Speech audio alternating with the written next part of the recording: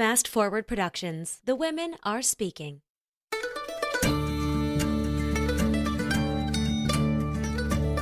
You're listening to the Good Dirt Podcast. This is a place where we dig into the nitty-gritty of sustainable living through food, fashion, and lifestyle. And we're your hosts, Mary and Emma Kingsley, the mother and daughter founder team of Lady Farmer. We're sowing seeds of slow living through our community platform, events, and online marketplace. We started this podcast as a means to share the wealth of information and quality conversations that we're having in our world as we dream up and deliver ways for each of us to live into the new paradigm, one that is regenerative, balanced, and whole. We want to put the microphone in front of the voices that need to be heard the most right now, the farmers, the dreamers, the designers, and the doers. So come cultivate a better world with us. We're so glad you're here. Now, let's dig in.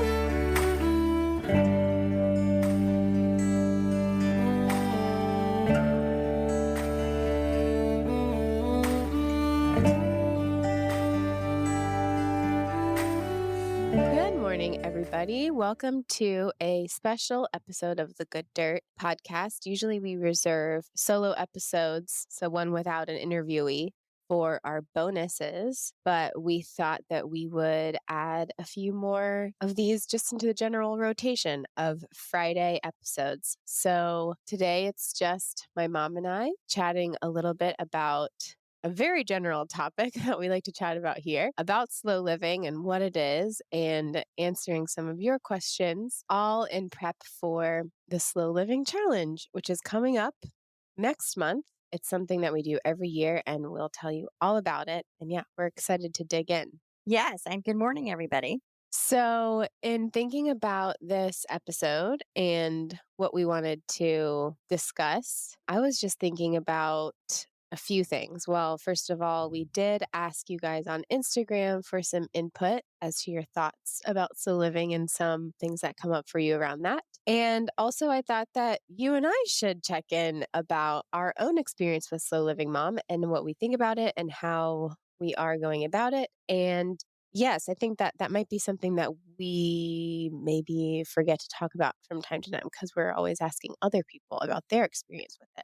So I certainly have a lot to share, and I'm not ashamed to admit that I don't think I'm very good at slow living. It's certainly something that I strive for and something that I've gotten better at. And, not that it's about being good or bad at it, but it is something that it is a goal that I feel that I am constantly working toward, sometimes achieve it. So yeah, what do you think about it, Mom? I think what's interesting about you and I being able to talk about it like this is that we come from different phases of life and we sort of represent two very different points of view on the whole thing regarding time and responsibilities and jobs and all that sort of thing. So yeah, I think it's kind of fun for us to compare what we're going through and how we perceive these things.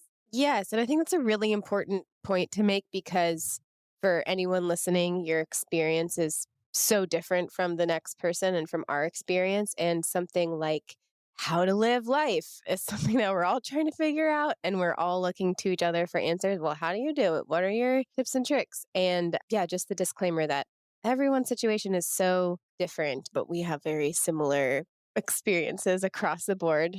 So the goal of this podcast in general and these conversations and being open about how things are going is if you find something that resonates and that sounds like it might help you, go ahead and take it. If you hear something that sounds completely unrelatable and not helpful, that's fine too. You don't have to take it. We're not claiming to solve any big problems here. We just want to share our own experiences and maybe pull back the curtain a little bit. I just think in general, there's this idea that like everybody else has it figured out and you're the one who doesn't or something. And I haven't found that to be true. Yeah, I guess to start out, Mom, for you personally, what does slow living mean? And has it shifted for you at all over the past few years? Well, when we started out Lady Farmer in 2016, we just really sort of organically came up with the tagline, sowing seeds of slow living. And I think we had sort of a general idea of what we were talking about and wanting to get at. And we really dove into that from several angles: food, clothing, spaces, the things we live around. And what amazes me now is how relevant that still feels, and what an evolving concept that is as I personally walk through the years and the different experiences that come up in life, the different situations. It's just something that ever since we started Lady Farmer, I've carried closely with me. And I see it as something to work on constantly. It's not something that's ever going to be achieved. Like, I'm not going to wake up one morning and go like, hey, I'm really living slowly right now. You learn little bits and pieces as you go. Sometimes you put them all together better than others. It's a process. It's fun. It's fascinating. And I think it's really helpful in managing everyday life and all the different scenarios and circumstances that we're all going to encounter if we're lucky enough to live on the planet. So, which life is a wonderful privilege, and the challenges are a part of it. And how we meet those challenges determine, I think, how we feel from day to day. So, anyway, what I've come to think of as slow living is really, it's a state of mind. It's a way you approach things that occur. It's a way you move through your day. And some days are easier to embrace slow living than others, obviously. But to keep it there as a goal, as a standard, as a guide, I should say, I think it's a way of being present in the moment, evaluating how you're feeling in the moment, deciding what can be done about it to make yourself feel better, to shift a little bit, to shift to a better place, to try to avoid being overwhelmed. So I think a big part of slow living is being close to nature, being aware to nature, living within the rhythms of the seasons, which is why we talk so much about slow living through the seasons, and why I have a podcast called Slow Living Through the Seasons, because I think this is a really important aspect of the whole concept.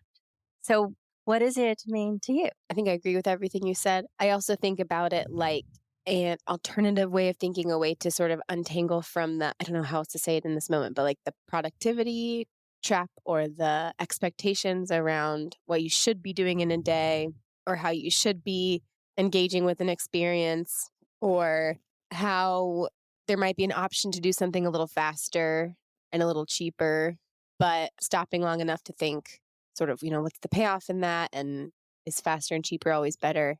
So I guess what I'm getting at is, to me, slow living is everything you said. And also it is a sort of a quest for an alternative way of doing things that just comes from a slightly more centered and connected place. Something else I wanted to add here, our friend Stephanie O'Day, who we had on the podcast, I guess over 18 months ago now, almost 2 years ago now, and she will be returning in just a couple of weeks for a follow-up interview. This is kind of a weird coincidence. I was searching for something else in my email the other day, and this email from her popped up, like one of her newsletters from the fall, where she said, someone asked me recently to define slow living, so here's my stab at it. So from Stephanie O'Day, who hosts the Slow Living podcast, she says, slow living is all about emphasizing the importance of taking things slow and enjoying life's simple pleasures. It's about making deliberate choices and focusing on what truly matters, rather than constantly rushing through life and trying to do as much as possible in as little time as possible. This often includes things like spending time in nature, being mindful and present in the moment, reducing stress, and simplifying one's life by decluttering and focusing on what is truly important. The goal of slow living is to cultivate a sense of balance, contentment, and well-being, and to live a more fulfilling and meaningful life. So I think you and I just said many things in there, and that sums it up well, too. I think that for me personally, I have learned over the years that, to your point, it's hardly something that's achieved in a moment and you say, oh, I got there, I'm slow living now. Sometimes that happens, little moments of delight, but it doesn't mean that maybe the next day you'll have a hard time getting there, or you'll forget, how you got there. It's one of those life things that we think we only have to figure it out once, but I think it's a daily and lifelong journey. So that's fun. I like your word quest. Yeah. All those things that we've said and what Stephanie said, we're gonna flesh out a little bit here and talk about more specific things that apply and the challenges that come up every day that are obstacles to where we want to be. And I think one thing one thing to ask too is with slow living, we incorporate a lot of things. We incorporate mindfulness. We incorporate, a respect for the earth and trying to be kind to the earth and health and all these things. So many aspects of it. It's hard to hit on all of them, but just again, to circle back around, it's kind of an approach, a mindset. I think the bottom line is to go through our days more peacefully and more connected and more centered, as we've been saying. So, how do we do that?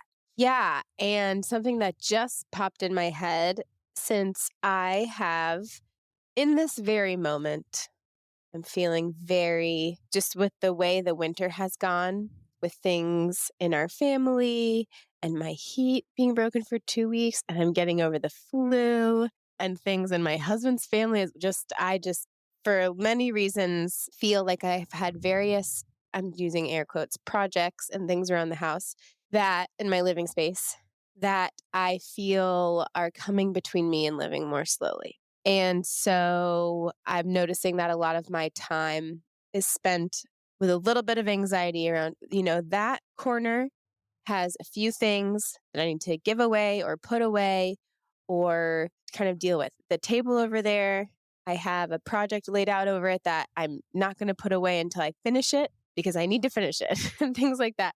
And so I'm instead in this state of frantic, I can't slow down yet because I got to finish all this stuff first and then I can slow down. And the clutter, as Stephanie refers to, and we've mentioned it here too, and just how you surround yourself. Of course, we all kind of know that a calmer space makes you feel calmer, helps you move through things calmer. But again, it's a quest and we're not always there. And so maybe the trick and the key here, at least for me, I'm speaking personally, is figuring out how to do the slow living in the mess, or for lack of a better word, in the process, right, of getting to that place where my physical space is a little bit more in tune with how I want to be internally. So to your point, it really is a mindset. And if I think to myself, well, I can't slow down and have slow living until I have cleared up this clutter area, then I am missing the point. I have a response to that. Oh, please. In talking about our own barriers to slow living, our own daily barriers, I was going to say stuff is a big one for me. Yeah. Speaking to my age and stage of life, I want to say how I've become aware of this. There's this arc, you go from a young person and you have hopes and dreams and you move into young adulthood. And there is this period of building and acquiring. There's this kind of cultural expectation to get set up, to get settled, we call it. Find your partner, start your family, or launch your career, or get that piece of property, or whatever it is for whoever. It's an individual thing. You're striving for that, and then you move through that, and you get there, and you live life, and you go through a couple of decades and whatever, and then you get to this place where for me, I'm speaking from experience, I realize that the acquisition phase needs to slow down. There's enough stuff, there's enough acquiring, and it's time to get rid of stuff. As you know so well, in the last couple of years, we've been managing my parents' and your grandparents' belongings from their big house that they were in for 3 decades, and then again from a smaller place. And so I guess all this is to say is stuff, objects, has been a big theme for me in the last 2 or 3 years, and really looking at it carefully and saying, what do I need? I certainly don't need to acquire anything. So having said that, a response to what you just said about, you look around and being overwhelmed and say, I can't feel settled. I can't feel peaceful in this moment until I do that. Okay. Here's the advice. 2 words: go micro. And that would be when you feel that sensation of being unsettled, frustrated, can't move forward. And you just, the impulse, I think, is to just walk right past it. Sometimes you have to, because you definitely have to go do something. But what I mean by go micro is take the smallest little thing. Like it might be a pencil container. It might be one shelf. It might be one little container inside the junk drawer. Any one thing. And time yourself. Don't give yourself more than 5 minutes, but deal with that thing. And I promise you, there is a reward in that. You will feel different. You will shift. That feeling of overwhelm will dissipate in even the tiniest little bit. But what you've done is you've shown yourself the power over this. And there might be a million other little drawers and spaces and things that you feel cluttered and overwhelmed by. But just go micro and set the timer 5 minutes and deal with one of those spaces. And it will help you. I have this idea that I haven't started it yet, but it's an idea that I want to implement, and I'm going to do it. You heard it here, folks. Yeah, I'm going to start it and I'm going to report back. But anyway, take a period of time, maybe I'm going to say like a month. And every day of that month, I'm going to do one of these little micro chores and see how it adds up. Oh, like a 30-day, like a slow living challenge. Oh, yeah. But a real specific Yeah, one. specific one. That Yeah, could be and, part of you the know, slow living challenge if you need it to be.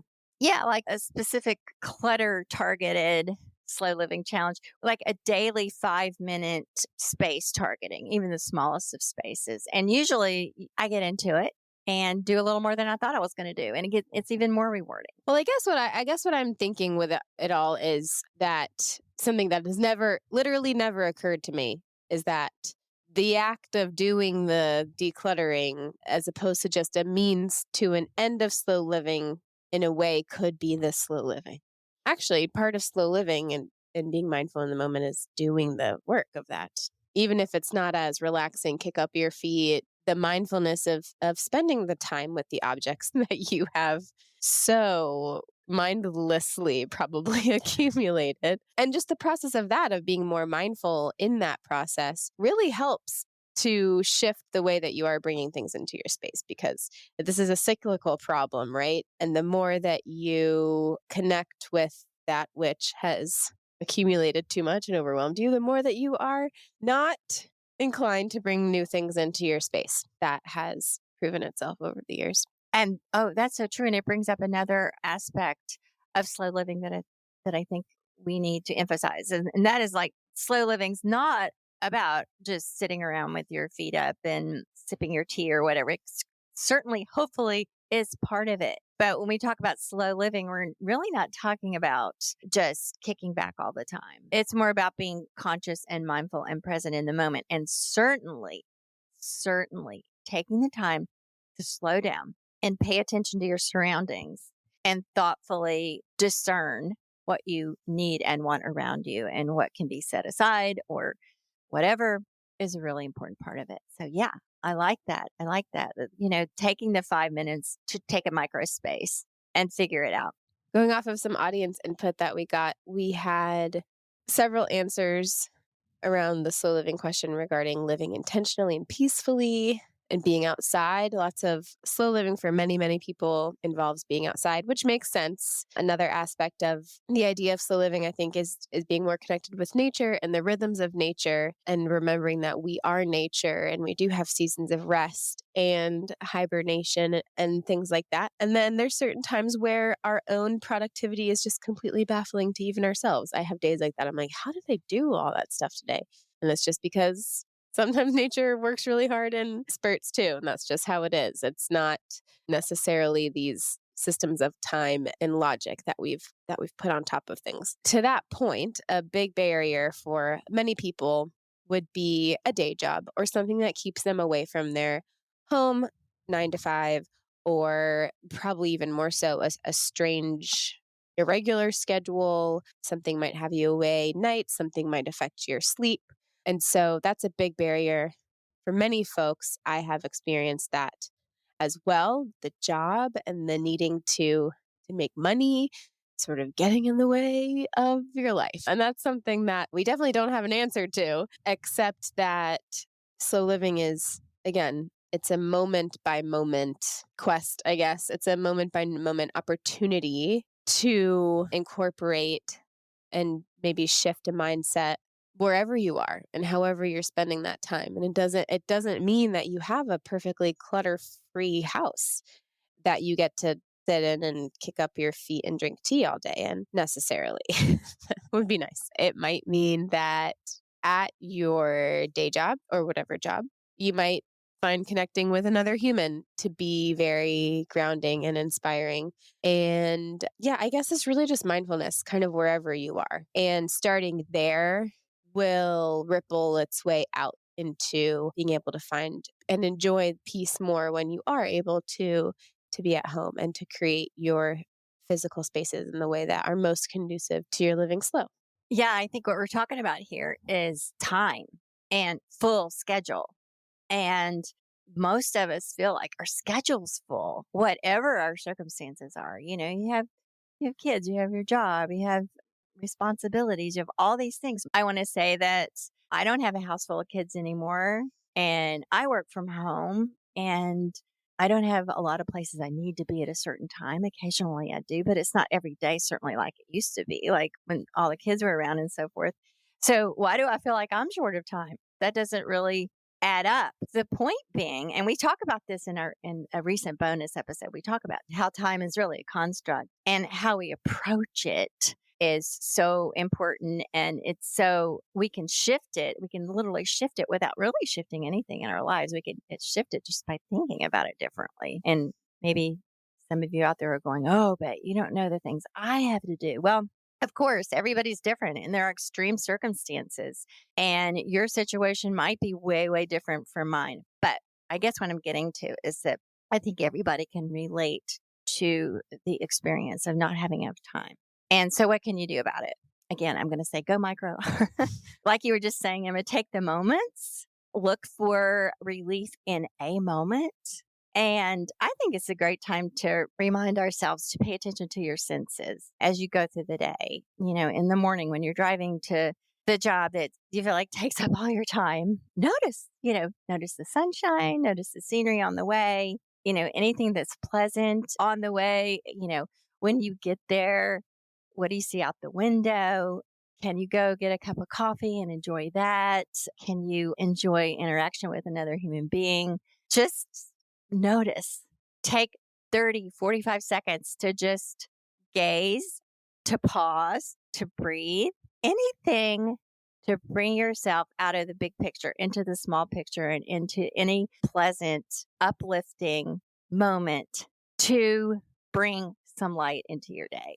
Bring some slow living, bring some time, bring some pause, breath. Definitely. That also kind of relates to another barrier that came up from audience input and is one that I experienced myself, and that's anxiety. And we are certainly not here to tell you how to not have anxiety. That's a different job. We're not qualified, but it's a real barrier to being able to experience these things. But I will say everything you just said about noticing, observing, kind of taking a minute to get outside your own head, all that stuff, in my experience, absolutely helps with anxiety and are things that someone more qualified to help you with anxiety might tell you about. It's just about getting out of your brain for a minute. And I do think that to what we're saying about the time thing, where we feel like we can't do slow living because we don't have time, or we can't do slow living because the house is cluttered, or we can't experience slow living because we have anxiety. The irony is that living slowly will actually help us with all of those things. So just thinking about it like that, in the anxiety or whatever you're feeling is the barrier between you and living slowly, maybe it's not a barrier. Maybe it's actually a doorway that you're being asked to step through and engage with and think about a little bit differently. I like that. I think anxiety is something everybody can relate to as well. And, sometimes we need extra help with anxiety. There's no shame in that at all. But with the world the way it is, with all the pressures and everything and the responsibilities, it's just something that is very, very common. We also had one more about kids and wanting to be present with them and not always in the kitchen, is what the specific person said. So what I am inferring from this comment is that this person is in the kitchen a lot because they're probably trying to cook a lot of food from scratch and provide healthy food for their family. And that is an aspect of slow living that is super important and valid. And it's also one that, connected with time and limited resources of time and energy, cooking can take a lot of time. I think about in the olden days, a lot of people were either full-time cooks for other people or they had full-time, like it's just, that was a job for someone. And it still is a job for many people, but I mean more domestically in the home, which is just, it's baffling to me that now in our modern age and in the age of conveniences, we're just expected to be able to do everything by ourselves because we supposedly can. So, as you said, Emma, we talk about the food as a really important aspect of slow living because when you're eating and preparing real food, food that's not all processed and doesn't have a bunch of sugar and food that's like super nourishing, it helps us. It helps our brains. It helps our bodies feel better. And as many of us have learned, when we eat badly, we don't feel good. So that time barrier, that sense of there's too much to do is often such an obstacle to eating well. And that's why we talk about real food so much on this. And we talk about people whose life work it is to try and improve our soil and improve our food nutrients so that we can all eat better, which is an important aspect of a life of peace and well being and health. So, practically speaking, how do we do that in our busy lives? I'll repeat something we say so often is pay attention to the source of your food. Join a CSA or shop at your farmer's market or shop in your supermarket where, try to get the most local and organic or sustainably grown things that are offered wherever you can find them, and do whatever you can. Cook simply. When you have real food ingredients, you don't have to do a lot to it. Soup and stew and things that can be eaten for several days. Think in terms of that. Think in terms of low prep, high nutrition eating, and try incrementally in small ways to shift away from thinking you have to eat highly processed foods or takeout foods. And over time, in our experience, we have seen how it does make a difference in the way we feel. And it does get easier as well. It does get easier. It can feel like a big adjustment, but it does get easier. There are really practical things you can do to sort of reconcile this idea of it just takes a lot more time and a lot more focus and planning. One of our favorites, again, to bring up Stephanie O'Day, she is a genius with the crock pot, and she has an amazing blog and recipes all about, she's like, I get up in the morning and just put stuff in the pot, and then by dinner, we have a nutritious meal. So as you said, Mom, simple foods that don't actually need a lot being done. Maybe you cook some rice, you have some fresh veggies, you put them in the oven. So yes, of course, it can take a really long time and it's a lot of prep, and it can feel easier to outsource that or to cut corners with that. But I think with just a little bit more time and intention around it upfront, not necessarily all the time, there are ways to figure out how to make it work for you and systems. As far as the kids and having them with you or being with them, but feeling like you're in the kitchen all the time, is there a way that you can set up your kid in the kitchen at the kitchen counter with whatever they're playing with just to be with you in the room? Or can you get them involved in the kitchen prep at all? Or is there a way that you can, I don't know how your house is specifically, but can you rearrange something to where, you can just solve that problem? Might be out of the box. Maybe you take veggies in the living room and chop them on the coffee table or something. Make it work for you. Figure out systems that work for you, and don't necessarily feel like you have to fit into something that someone else says. Figure out what's important to you, what's going to be the lowest barrier to entry to get you to do it. And again, Stephanie O'Day is a great resource for this, specifically with the cooking and the meal prep and the planning, because that's also something that I am figuring out. I'd also like to add in here that over the years, as our family and household has moved more towards real food eating, we've done a lot less eating out and ordering food, like takeout food. Not only have we spent way, way less money over the years, I think, on meals. Because I remember, when we lived in the suburbs, there was a lot of eating out, a lot of takeout, and that has slowed way, way down.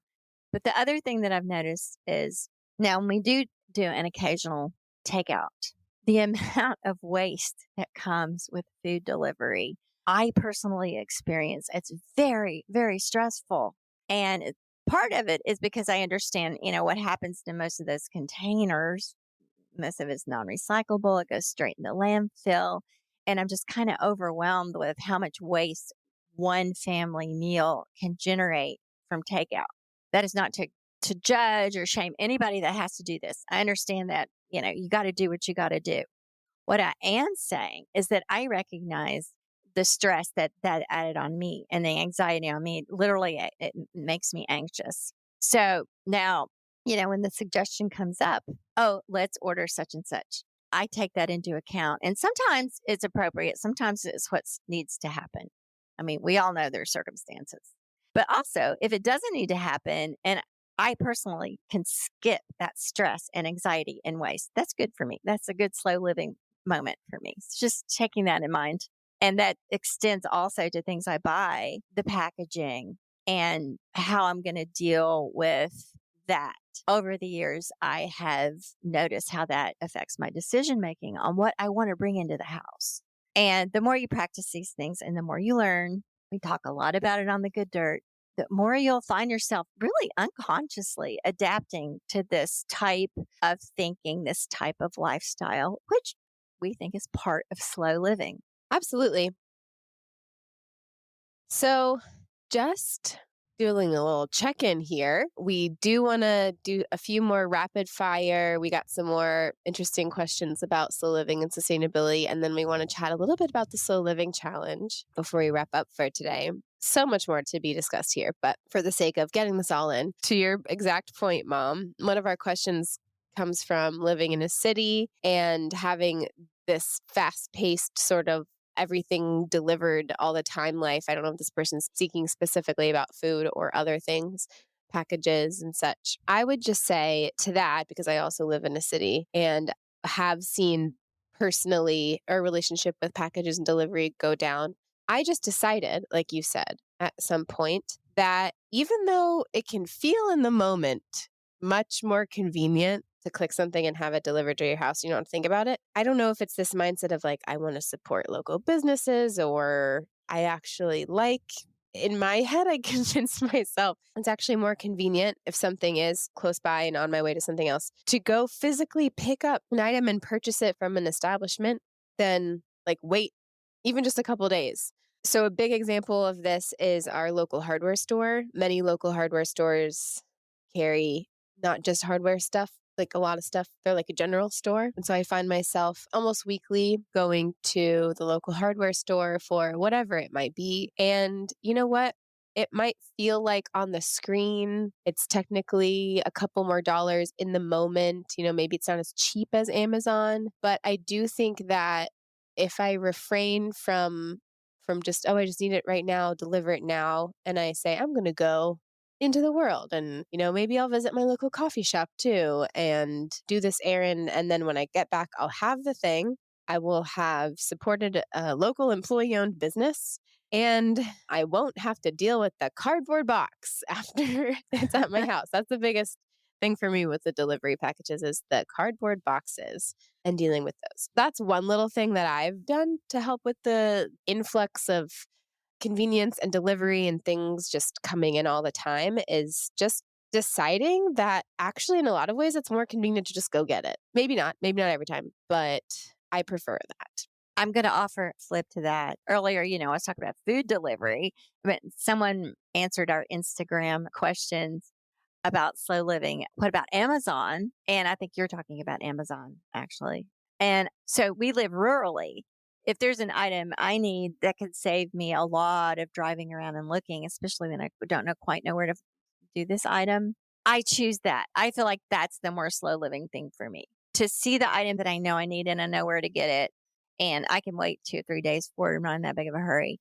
So in my life, in my slow living place, there is a place for that. The danger is it's so easy to look on there and just start clicking on all these things that I don't really need. And then comes the overwhelm. Yeah. Then comes all the packaging and all this stuff. And why did I order this? And this is not what it looked like and all that. So there's definitely a place for all of this. It's just a matter of being conscious of your own needs and being mindful enough to make those decisions. I think. What I would say to that is, and I get obviously sometimes Amazon is unavoidable, but maybe you don't order it from Amazon. Like you can order it straight from the company, even if they're also on Amazon. You can order it from a different website. Also, I have a specific memory of actually living at the farm. And this comes into my head a lot. I don't know if I've ever told you this, but it was the porch before we pushed the porch out was when the porch was really small. You were looking for like a rod to hang maybe a curtain or something, and you knew exactly what you wanted and you got it on Amazon. And I remember thinking, we can probably, get that at the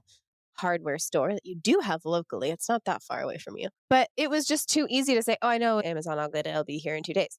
And then it came and it was a total piece of crap. And you were so upset about like, oh, like, why did it's just one of those things where if you slow down and you're like, okay, I think I need this thing, but also maybe how else could I get this? Or maybe not even go to the hardware store, but like go out in the shed and see if we have the thing. All that to say, not to like out you, mom. I do the same thing all the time, but it's just so easy to default to that. And I think part of slow living is just being aware of that default and trying to not go there.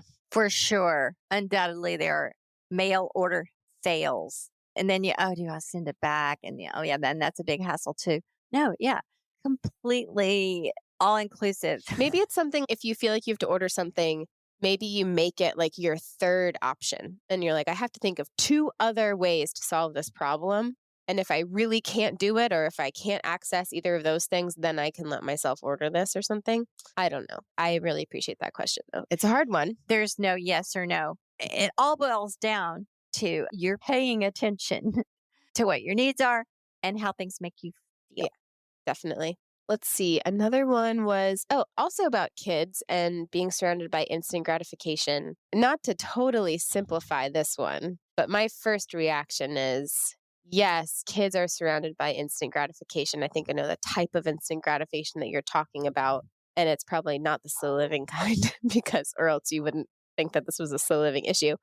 But I would say show them the instant gratification of going somewhere to watch a beautiful sunset or baking something delicious that, might take a little bit longer than watching a funny video or something.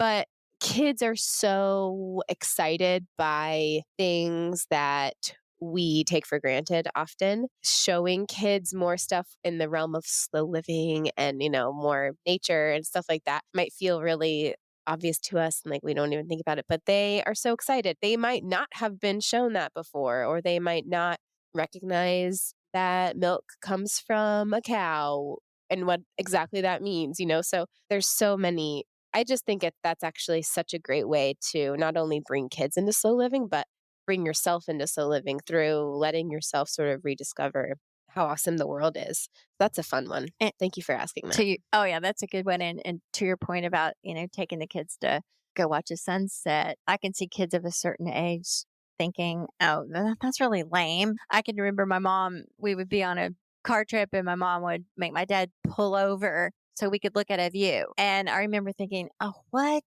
We just need to get there. We don't need to look at that view. And what sticks in my mind is that, being together as a family, going somewhere together, my mom insisting that we appreciate our surroundings.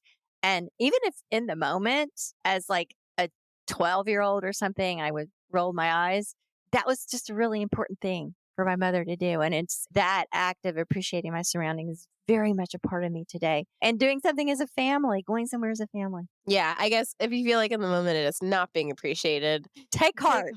And it's still important. It's in there. We should touch on the thing about the pets. We had someone say, I have 3 dogs. How do I live sustainably as a pet owner? There's a lot of things involved in being a pet owner. I would say, especially in a city, the biggest one is that every single time your dog does number 2, you have to take a plastic bag and pick it up and put it in the landfill. I just don't know what to do about that. I don't know what to say about that. I don't either. I don't know what to do about that.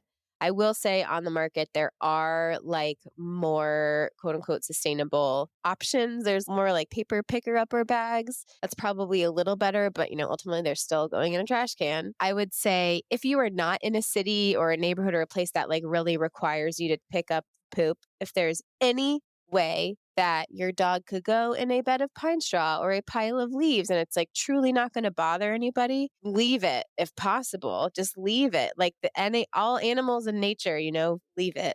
Obviously, that is not the answer in many cases, but sometimes if it's an appropriate place under a bush or something and no one's going to step in it or anything, I will, maybe take a nearby pile of leaves and cover it up. And that's just much more sustainable than picking it up with plastic and throwing it away. So that's the big one. Definitely don't have any answers there, except I have seen on the market there are more options for the bags. If they say compostable and such, obviously, as we know, any industrial compostables aren't actually going to be composted unless you put them in the proper receptacle. And then in that case, a lot of like garden composting places don't let you put in waste like that. So just don't get hoodwinked. You're very courageous to bring that up because there might be a lot of people out there saying, oh my gosh, it's irresponsible to leave it. Well, sure. A lot of times it is. Many times. It is. And just to kind of reframe what you said just a little bit, there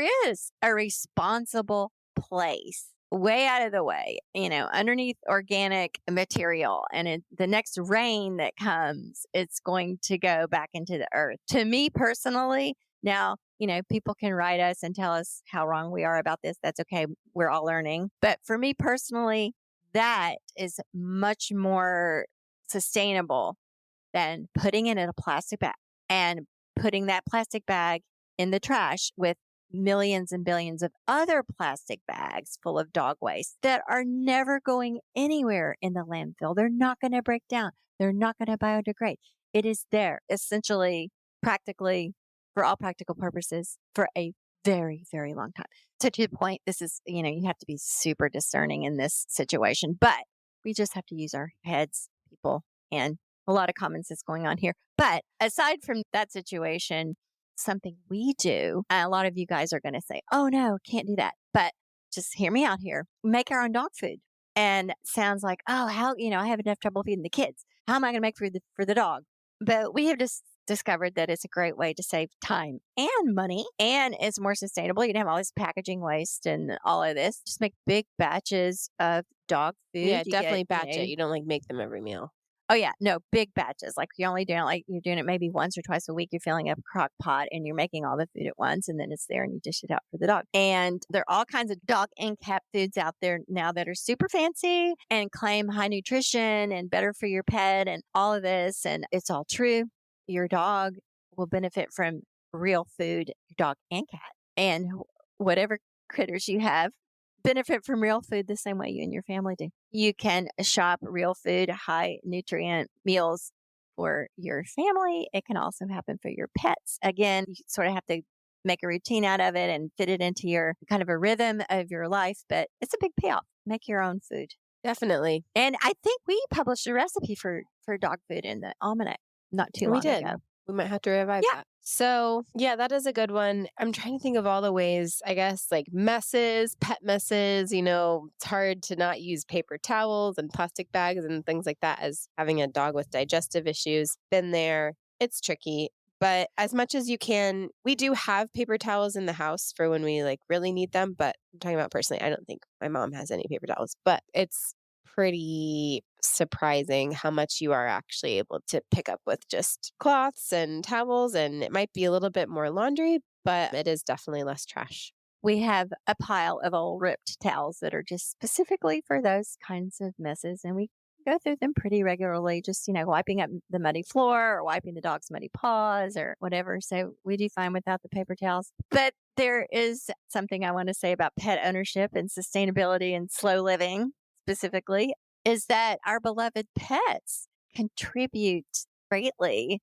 to our sense of well-being and peace. And I know in our experience, our pets over the years have brought such an enormous amount of moments of slowing down. You cuddle with your dog, you play with your dog, the dog's on long walks, the cat is sitting on your lap. The cat, it's the scenario where you can't get up because the cat's on your lap and is purring and you don't want to bother the cat. So you sit there for a while, and the examples of this go on, and they're good for us. Studies have shown that pet ownership can greatly enhancing to our sense of well-being. And, they lower blood pressure, they make us laugh, they make us have fun.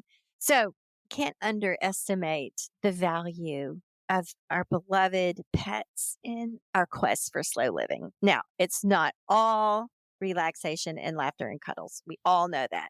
It's a responsibility, it's an expense, and there's a lot to owning a pet, but there is a payoff. I just wanted to bring Yeah, that. well said. Like slow living itself, it can be a responsibility. It can take a little bit of planning. It can cost a little bit and what we feel to be time and money, but in the end is a big payoff. So, yeah, very well said. I think we should go ahead and jump to the slow living challenge and explain what it is and how we're excited to engage with it this year and how folks can join us if they're interested.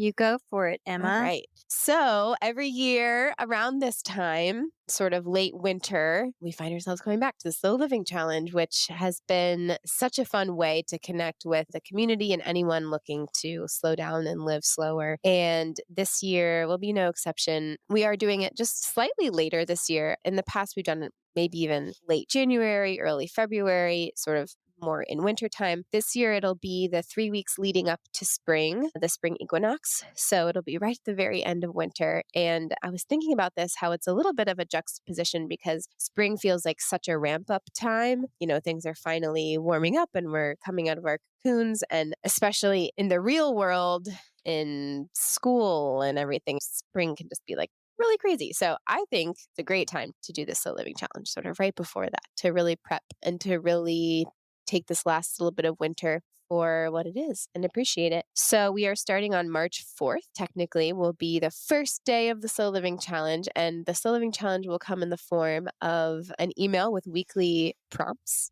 daily prompts for the week. And you will be able to sign up for the Slow Living Challenge to make sure you're getting these emails in the link in our show notes. We'll be sending them out through Substack, which will be our new sort of publishing home for all things Lady Farmer. And you'll be able to get the Good Dirt updates through Substack as well. And the Substack newsletter is called The Almanac. So everything we've been doing with the community and on the Almanac, it's been on a different platform, but we're moving it all to Substack. And this will be a great way to get on the list and to get everything. The Slow Living Challenge is free. Our newsletter on the Almanac will always be free. There will be a paid tier for a bit more fun things that you can read about on the Substack. But for this Slow Living Challenge time, to participate is completely free. And you will have weekly prompts, weekly inspiration. Every week of the challenge will be featuring someone who inspires us to slow down and experience slow living. And then there will also be a chance to interact with one another in the comments of the Substack posts, as well as on Instagram. So we'll be posting ourselves on Instagram. We'll be sharing all of your posts and how you're slowing down and engaging with the daily prompts. So look for all of that and sign up at the link in the show notes. Even if you're already on our list, you can sign up to make sure you get the Slow Living Challenge emails. And that is the Slow Living Challenge for 2024, March 4th through March 22nd. That is so exciting. How are you feeling about this year's Slow Living Challenge, Mom? I'm looking forward to it. I always do, always enjoy it. It's a good reset. It's a reminder. And as we were saying earlier, slow living is a journey. It's a quest. It's not something you wake up one day and you're there. You can always go deeper into it. Yeah. You can always explore different aspects of it. But yeah. I feel like I really need it this year, so I'm excited. Oh, absolutely. It's been a year for us and our family, and there are adventures to come. This just popped in my head, kind of random, but a quick, fun, like slow living nugget for you. If Okay. you have the Libby app, which is like your library app, you can rent for free audiobooks and any ebook. I use it for audiobooks and ebooks, which I don't like love ebooks a ton. I do read them. My favorite thing is the magazine rack because you don't have to like wait to check them out. Like if someone has a magazine checked out, or I've never had to wait to check it out. So you can just peruse these magazine racks. And libraries have all the magazines. And if you have something like an iPad, which I do, which is kind of a nice bigger tablet screen, it's so fun to flip through a magazine on your iPad and you just save so much money. And to me, it's a really beautiful way to slow down. And I used to love like collecting magazines, but those just pile up really fast, a lot of recycling and stuff. And so specifically what made me think of it is the Cooks Illustrated from America's Test Kitchen, those magazines that are so gorgeous. Sometimes I'll get that as a treat at the grocery store, but all of those are on the Libby app. You know, there's no like advertisements on the inside and it's all illustrated, obviously, and a lot of great cooking tips. And it's just so fun to look at. That's one of my favorite slow living things. Oh, that brings to mind. We were talking about slow living with kids. And I think we forget about libraries, actually, about going to the physical library with the kids. And that is a wonderful slow living outing. You can get books for free, there are activities. It's kind of a community gathering place. If you go frequently, you'll find out what sort of events they have. So, just little public service announcement. In our quest for slow living as a family with kids or not, I still go to the library. Check out your local library for all kinds of wonderful free treats. Go get your physical copy of the magazine.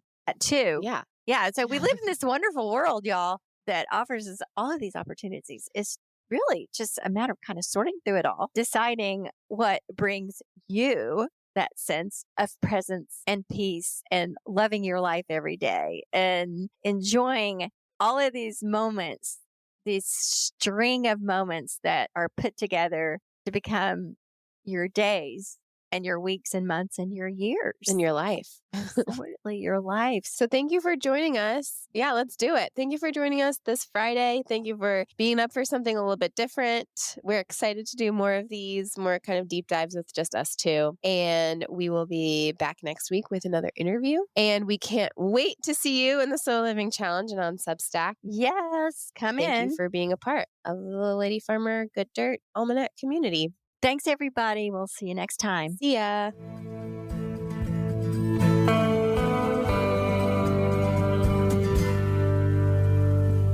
Thank you for tuning in, calling in, and spreading the good dirt. We love hearing from you. You can reach our listener voicemail at 443-459-1950. That's 443-459-1950. You can find this number in our show notes and in our Instagram profile. This show is produced by Lady Farmer, a slow living lifestyle community, and the original music is composed and performed by John Kingsley. For more from Lady Farmer, follow us on Instagram at We Are Lady Farmer. That's We Are Lady Farmer. Or join us online at www.ladyfarmer.com. We'll see you next time on The Good Dirt. Goodbye.